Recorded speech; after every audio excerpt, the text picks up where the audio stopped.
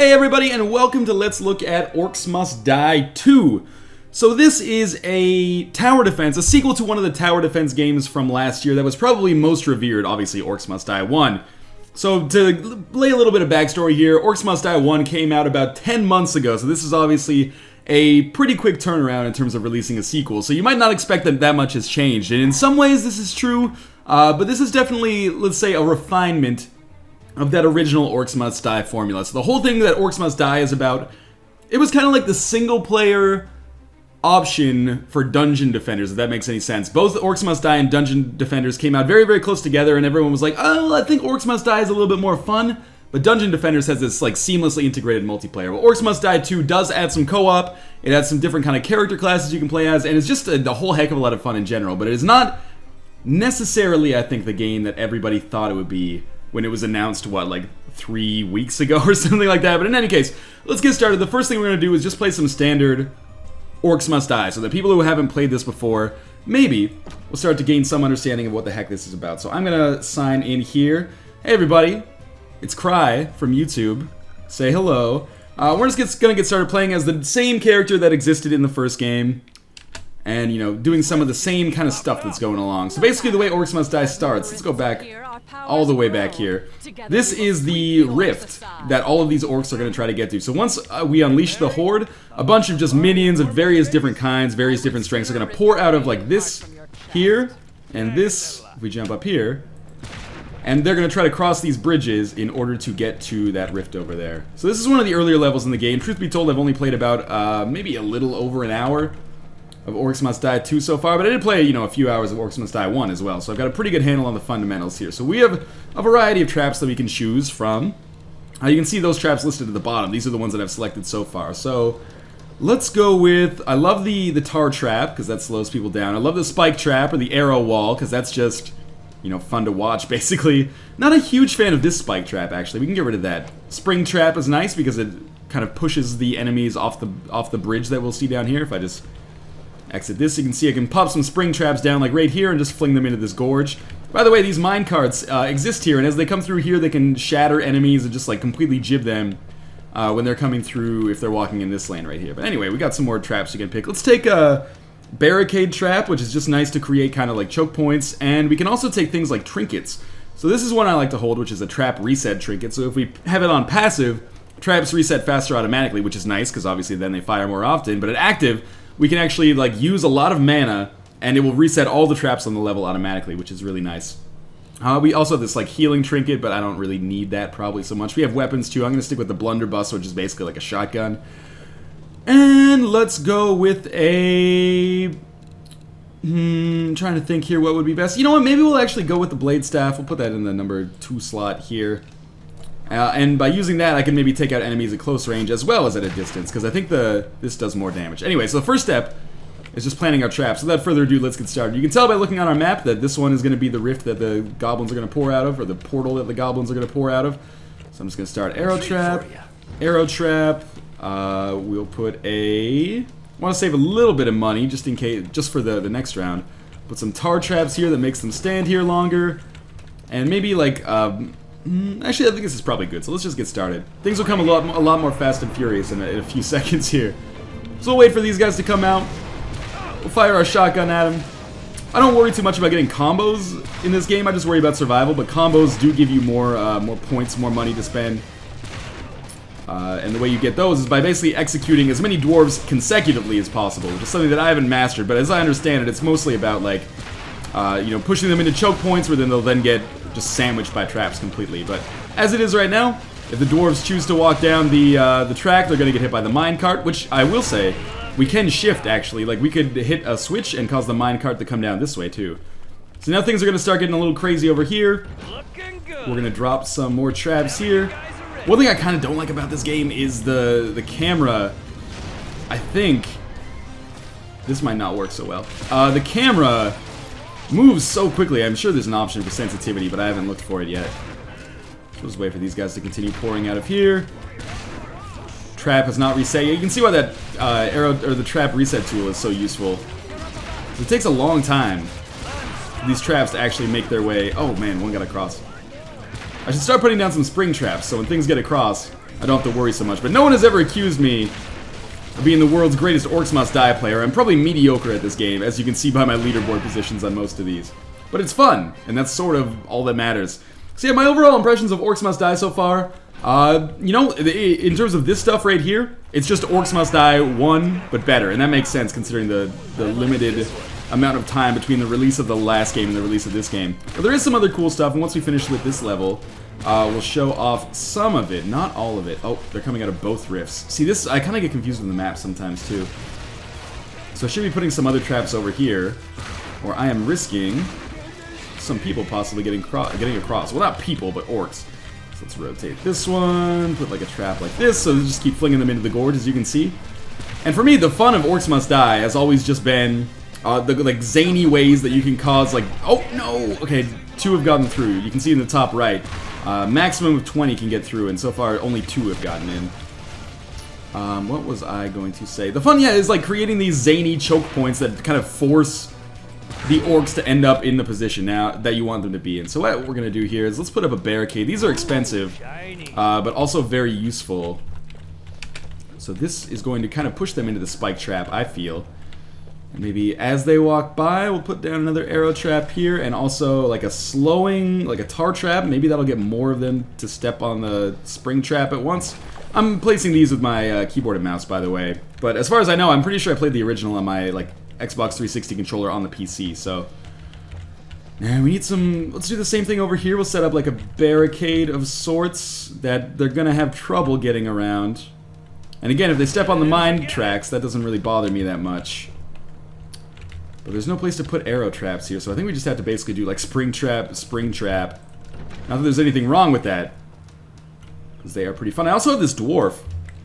I can just put this dwarf like behind this barricade maybe, and he will just hammer bombs into the enemy, which is cool. And I can probably put one more arrow wall somewhere where maybe it can be useful, and that doesn't look like that useful of a spot. Maybe I can't actually, or maybe I'll put it over here so that after they get through, they have no choice but to possibly get hit by this as like a last-ditch effort. So let's start it up again. I guess they could just go into this rift as well, but... Alright, so obviously there are different enemy types as well. This is the Earth Elemental. Takes a lot of damage, and when he dies, he splits into multiple Earth Elementals. By the way, this is a totally different strategy than I used the first time I played through this level, which is one of those things that about Orcs Must Die that most people really like, is that there's many, many different ways to accomplish the same thing. Just provided that you are, you know, following pretty much the same philosophy every time of getting mass orc murder at least as much as possible. Alright, so we got more coming out over here. Maybe I will throw some grenades over there. That's the secondary ability of my shotgun. Just want to keep my orc from, or my dwarf from getting murdered, because that happens like constantly to me and is a pain in the ass because they're actually pretty expensive. Yeah, like I said, my Orcs Must Die play is probably far from optimal, but it's still fun. But I am, in a certain extent, and I seem to be one of the only people voicing this concern, so maybe I'm missing something. But there are things that do sort of disappoint me about Orcs Must Die so far, and we will talk about those when we come to them. But first, let's talk about let's stick to the positive things. There's no need to get angry about this just yet, because this is actually a very good game. There's a couple of knocks against it. It's $15, which is at that point for indie games where some people get a little bit skittish about paying, you know, I think it's 12 euros as well, which is maybe at that point where people start to be like, hey, you know, $15, it's really gotta wow me for an indie game. I'm not saying that's the right mentality, but it is the mentality that a lot of consumers have. But I definitely think this is worth $15, particularly if you liked the original Orcs Must Die.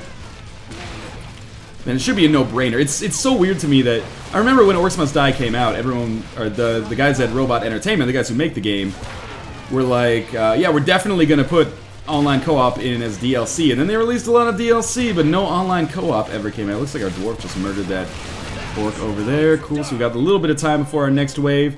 I haven't really used a lot of this stuff. Let's put some more spring traps down. I didn't take push traps, did I now? Hey, stop hitting me. Just put this down. I don't really need more barricades. Maybe I do. Let's just put one down here just to be safe. Make sure that they stay on the beaten path here that I've laid out for them. The tar trap is just so they get hit by the arrows, but a lot of the time I just am kind of going willy-nilly with traps. Like, I have reasoning. That reasoning might not necessarily hold up when push comes to shove. Maybe we'll do a little melee combat here. Is anyone... Oh, yeah, they're getting through a little bit on this side. That dwarf is going to get super fucking murdered. Worth noted, if I'd like fall down in this pit, I'm not going to actually die. I'll just respawn, and we won't lose the level. Same thing, I think if I run out of health, I don't actually die. I just, you know, respawn. So we can use our secondary attack. Every weapon seems to have a secondary and a primary attack. Our primary attack is obviously the sword swing here, whereas our secondary attack, that's a really nice way to take care of those elementals. Secondary attack is like this area of effect smash that we can do. Show off maybe on this guy right here. Alright, so we got one more set of waves. You can see this, or one more wave in general actually. This will be our 7th out of 7 waves, and everything is going pretty well so far.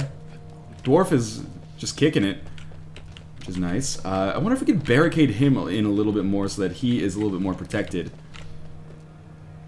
I kind of don't want to do that though. I want to put the barrier on this minecart here. Wait, where are you going, Dwarfy? I don't know what he's saying, but I'm not that concerned about it. How do I want to do this? I got a lot of money. I can't just set up more arrow walls because that creates a problem for us, but I can put this dude. I'll put another dwarf here. Maybe we can fit another spring trap. Oh, camera sensitivity, man. Like another spring trap over here and like another one over here just in case they walk in on different paths or something. Like the enemies walk in on different paths.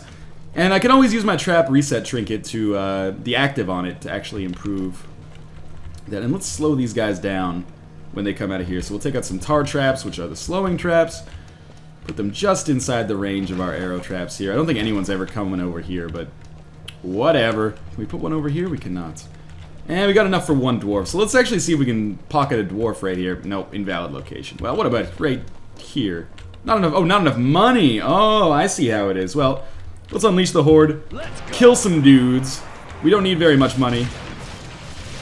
Should allow us to put a dwarf up very quickly. You can build traps. It's not like there's a distinct build and like fight phase.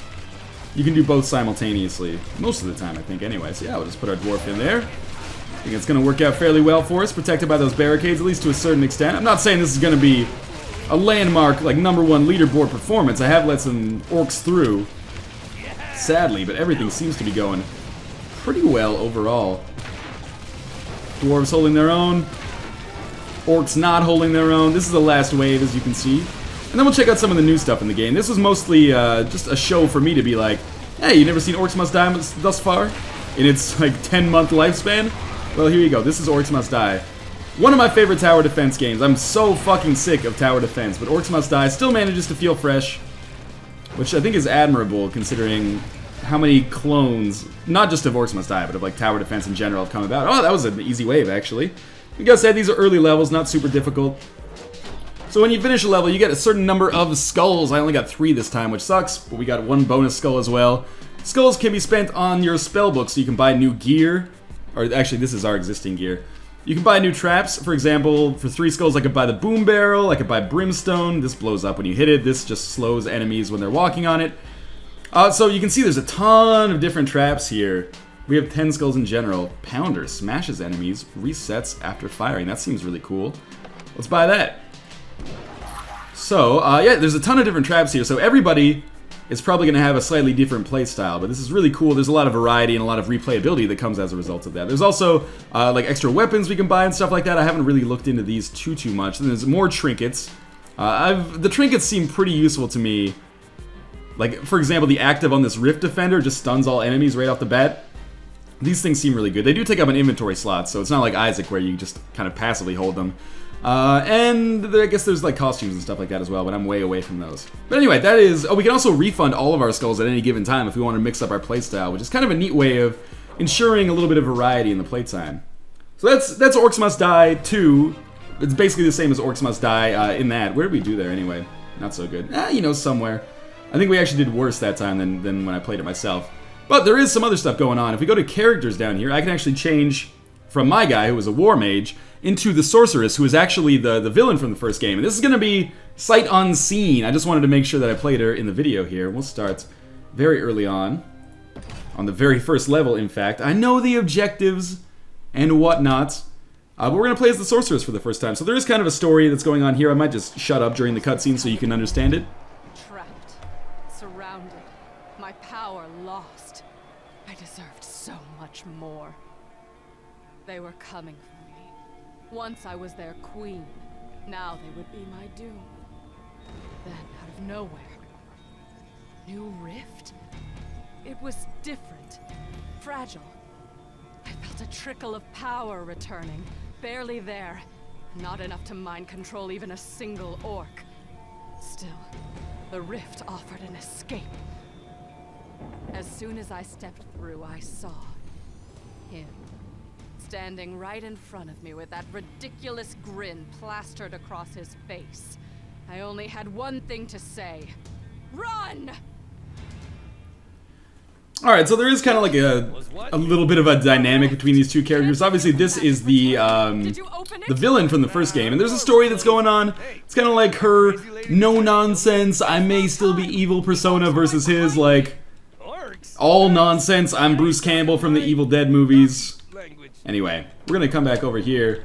And this is where the rift is going to come from, obviously. But we're going to see what she's got to go with. Obviously, not too much so far. I haven't seen these yet so far, though, so this should be interesting. We've got a Scepter of Domination. Primary fast range attack can be charged. Secondary charm an enemy for a time. That's cool. And we've got a ice vent, or an ice vent, and an acid sprayer. So I'm going to use the acid sprayers, kind of like the arrow traps, I guess. And we'll see how these work. Obviously, worth noting that your traps don't actually hurt you. That would be pretty damn terrible, I think. This level should be very easy. It's just for me to kind of actually get a feel for what this is like. So let's unleash the horde here and see what...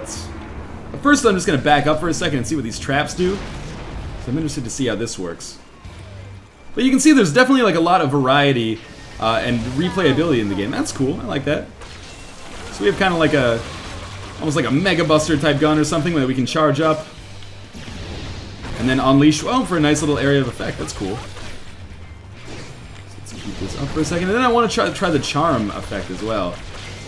So it seems like, I mean, from what I've read, there's a lot of kind of overlap in what the War Mage and the Sorceress have in terms of traps. Like, they both have access to a lot of the similar traps, but it seems like, just by way of the weapon style, it does require maybe a different strategy to succeed for each one. This is kind of a cool weapon choice, though. I don't know who I prefer so far. Sorceress seems pretty cool. I like the weapon a little bit more on her. The fact that you can charge it up makes her seem pretty damn powerful. And I definitely like these traps so far. Let's try the charm effect on maybe this dude right here. Alright, so he just becomes like a bastion for us, I guess. Which is nice. And apparently, oh, when the charm ends, I guess it stuns all the enemies surrounding him. Kind of neat. So yeah, Orcs Must Die, it kind of got knocked a little bit, the original, for, I'm not going to say lack of replayability, but maybe a little bit of repetition in the gameplay. Like, a lot of it was very, very similar. Set traps. I mean, the levels require different strategies to a certain extent, which is why I prefer Orcs Must Die over a lot of tower defense games that, to me, just seem to reward the same strategy over and over. Orcs Must Die 1 and 2, at least so far on 2, actually require you to have kind of different strategies for every single level, at least as you're moving along. It's like my strategy with the arrow traps and the War Mage has actually served me poorly on some of the levels that I've done later. As you can see, it went like 5 stars, 5 stars, 5 stars on early levels, suddenly 3 stars, and then after that, I'll probably start totally fucking sucking soon. But we'll finish this. This should be done very quickly. We're on our 3rd or 4th wave. This is basically just a tutorial level, so I didn't expect to see anything crazy here, but obviously you have to unlock it. Ooh, weird camera glitch there. Obviously you have to unlock it. Let's enchant that dude. You have to beat levels to unlock the next level, I should say. It's not like the levels are shared progress between one character and the next character. So we should have the next wave coming very soon here. And then we can talk about the other, there's a couple other modes available in Orcs Must Die, and then there is the subject of co-op. Oh, I forgot that I charmed that dude and then blew his brains out. Yeah, then the subject of co-op, which is something I wouldn't necessarily say is a sore subject for me, but it's kind of not what I expected, or I'm missing something, which is, you know, entirely possible as well. Although I've done my best to find out what I could possibly be missing. So I'm doing a good job with these just acid traps here. Pretty sure no one is going to get through. I'm not sure if I'm going to set a high score or anything. Not worrying too much about my kill streaks. There's definitely a big emphasis on getting the kill streaks in the game, though, because there's achievements for getting them. And I've gotten the one for getting like a kill streak of 10, but beyond that, they might be beyond me for a while. But, oh, there we go. Nah, we almost got the 10.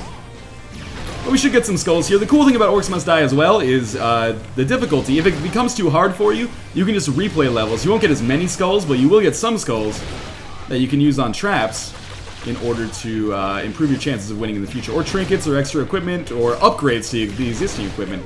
So I think the way they do progression is really well done. Overall, I do think this is definitely, it's the best tower defense game I played this year, even though it's like pseudo tower defense. And it doesn't necessarily reinvent the Orcs Must Die formula, but it is definitely, if you're a fan of the original, it's not like you're going to be offended by the lack of, I'm not going to say progress, but the lack of change between this. This is not like Madden 2011 versus 2012 where it's just a roster update or something. There is more stuff at work here.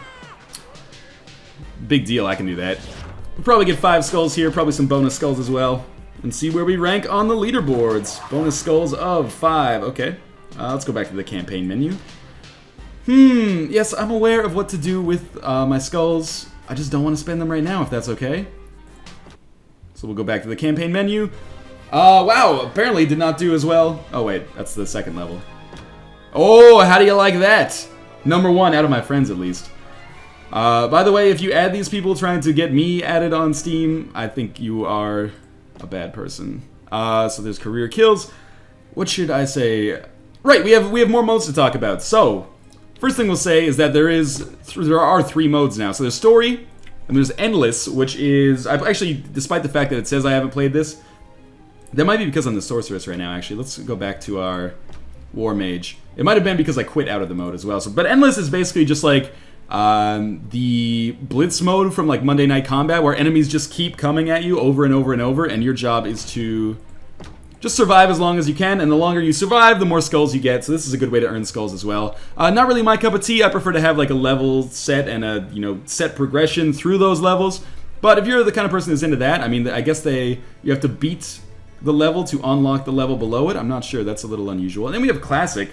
To be honest with you, I'm not totally sure what Classic is, but only 3 people on my friends list have played it. It doesn't look like, by their scores, either they are amazing, or a lot of people just have not touched Classic mode so far. So I don't know what's up with that. But what we can do, everyone wants to know about the multiplayer. So the thing with the multiplayer that maybe this is my own fault from having expectations, I assumed it would have some kind of like matchmaking or like a quick match or something like that. But it seems that the only way you can do things here is to create a party. So if I click create party, it's going to bring my Steam browser up. I don't necessarily want to do that. And it'll ask me to invite some friends into the game to play with me, which is cool. And like that's a great way to have co-op if you only want to play with your friends. But I was kind of expecting to have the ability to actually just like join games in progress or things like that. But there is no quick match. There's no like ranked match, player match, or anything like that. Obviously, this is on the PC, not Xbox 360. But yeah, that was a little disappointing for me, so I haven't really spent any time with the co-op at all. But as I understand it, you can do all of the story levels in co-op, you can do endless in co-op and stuff like that. From what I've read, apparently it's really good. Unfortunately, I will probably never experience it because a lot of the people that I play games with are just not into games like Orcs Must Die. So I was looking forward to going online and just like, meeting new people, playing around in a quick match or something like that. Unfortunately, that is not the case. But I think basically, if I'm not going to show off co-op, that is pretty much Orcs Must Die 2. Despite the co-op knock, I think if you have friends that you want to play this with, you're going to very much get the $15 asking price out of this game. And if you enjoyed the original single player only, I guess, then you will probably get enough out of this too. Just don't expect too much reinvention. This is just a refinement of the existing formula. I think the game is really good. It's a shame about the lack of some kind of casual, like stranger and stranger co-op mode or something. It's now just friend and friend, which is fine. I mean, I understand what they're going for, but I would have preferred some method to quick match. Maybe I'm missing it. I mean, it's possible, but I've looked all around. But in any case, as always, thank you guys for watching. Definitely check this out on Steam. I'm not sure if there's a demo, but if there is, I mean, what you see is what you get pretty much with Orcs Must Die. So if you could see yourself doing this kind of zany zany orc killing action for, a few dozen levels, then definitely check it out. As always, thanks for watching, and I will see you next time.